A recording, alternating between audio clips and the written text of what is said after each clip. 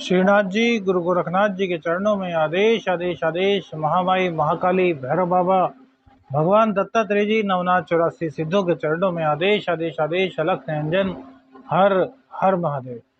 आज बात करेंगे रविवार की, 1 अक्टूबर। आश्विन महा शुरू हो चुका है। इसकी कृष्ण पक्ष की आज द्वितीया तिथि रहेगी। आज सूर्योदय का समय सुबह 6:13 पर होगा, जबकि सूर्यास्त शाम को 6:07 पर होगा। विक्रमी संवत 2080 में अभिजीत मुहूर्त का समय 11:46 से 12:34 तक रहेगा। राहु काल आज 4:38 से 6:07 तक रहेगा और दिशा शूल पश्चिम दिशा की रहेगी। यह राशिफल आपकी चंद्र राशि के आधार पर है।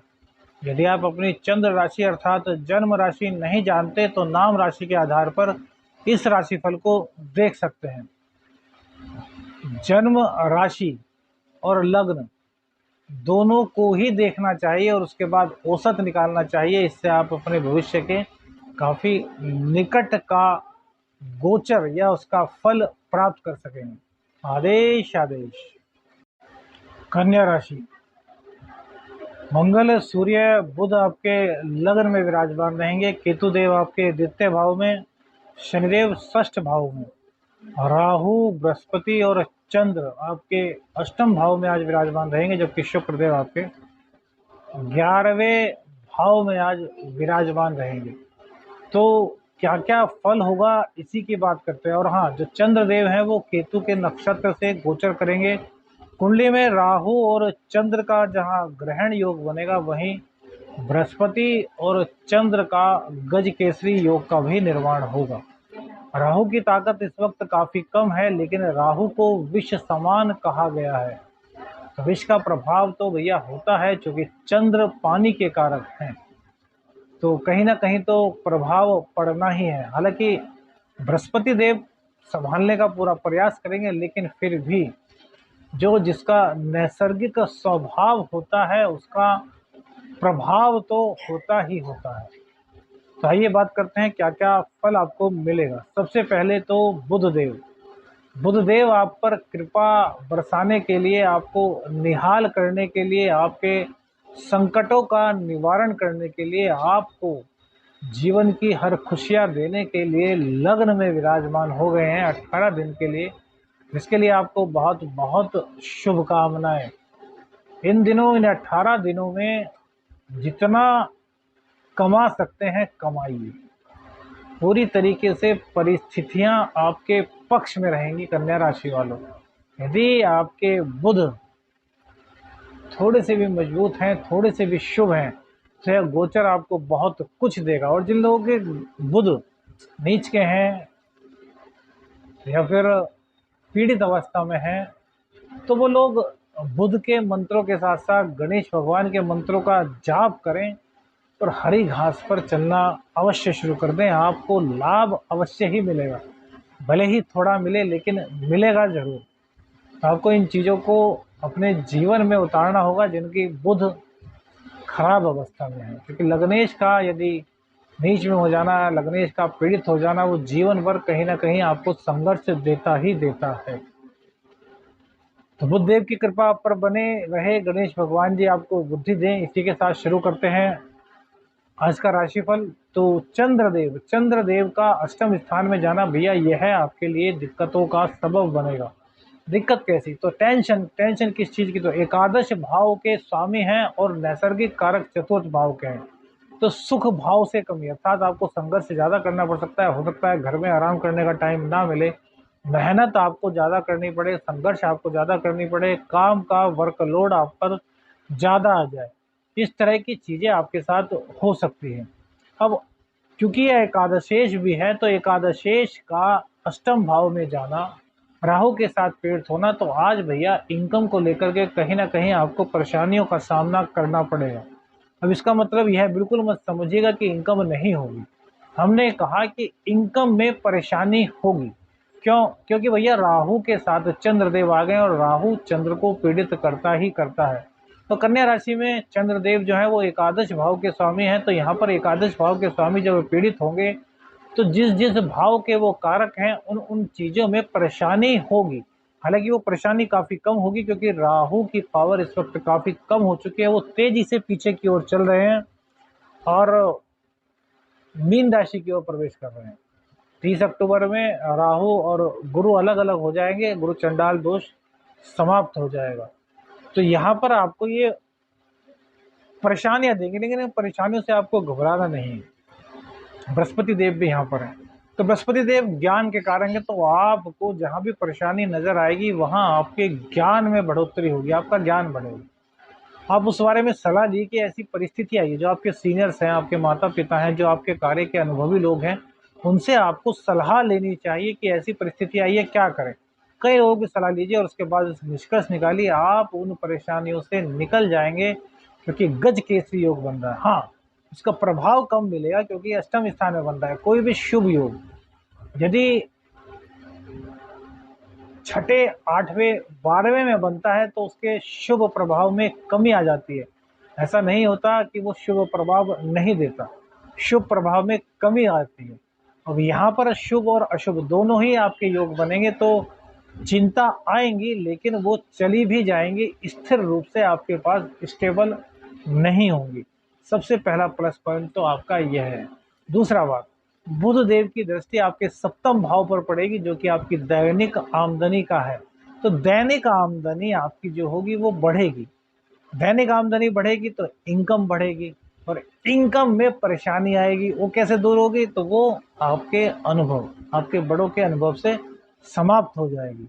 बुध देव की कृपा से आपके ऊपर आ रही हर परेशानी का निवारण आपको मिलेगा, क्योंकि इन दिनों आप विलक्षण प्रतिभा के धनी रहोगे।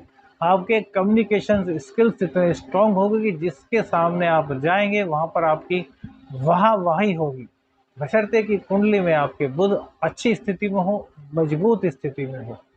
इसके बाद शुक्रदेव भी आप पर कृपा बना रहे हैं, शुक्रदेव आपके भाग्य होकर के इनकम स्थान में बैठ रहे हैं, तो ये भी परेशानियों को हल करेंगे। देखिए, दोष तो है और शुभ योग भी है, लेकिन शुभ योग दो दो बन रहे हैं और अशुभ योग एक, बल्कि शुभ योग 3 बन रहे हैं। तो निष्कर्ष क्या कि परेशानियों को आने दो यार, दो दो हाथ करने दो, उनको मजा चखाएंगे, भगा देंगे, परेशान नहीं होंगे। आज आपका सूत्र यही होना चाहिए और इसी सूत्र के साथ आप अपनी इनकम को आज बढ़ते हुए देखेंगे, अपने ज्ञान को बढ़ते हुए देखेंगे, अपने बिजनेस को बढ़ते हुए देखेंगे, रोग रिपु ऋण समाप्त होंगे।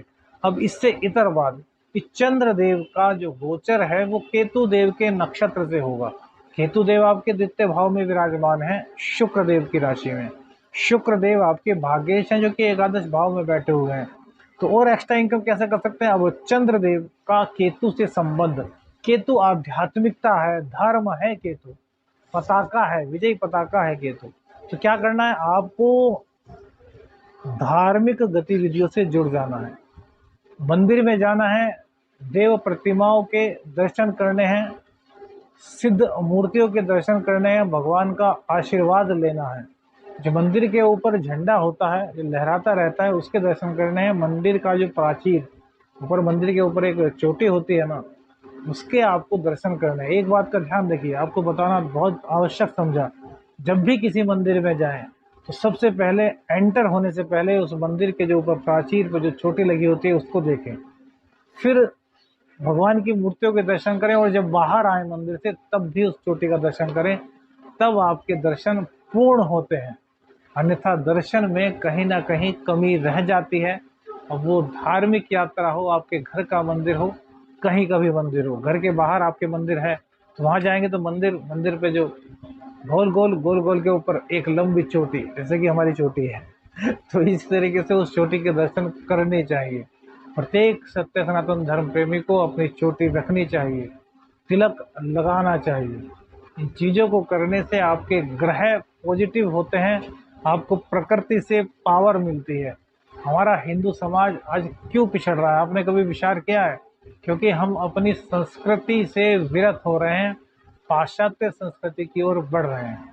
आपको इन चीज़ों से हटना होगा। अब इसका मतलब यह नहीं कह रहा कि मैं आप बिल्कुल पुराने ज़माने के हो जाओ, नहीं, विचार आपके अच्छे होने चाहिए। आप फ्रेंड्स बनाएँ, फ्रेंड्स के साथ घूमें, अच्छी शिक्षा ग्रहण करें, लेकिन संस्कारों का बीजारोपण अपने अंदर करें और जैसे-जैसे आपका बॉडी बड़ा हो अर्थात आप बड़े हों, वैसे-वैसे वो वृक्ष बन जाना चाहिए बीज।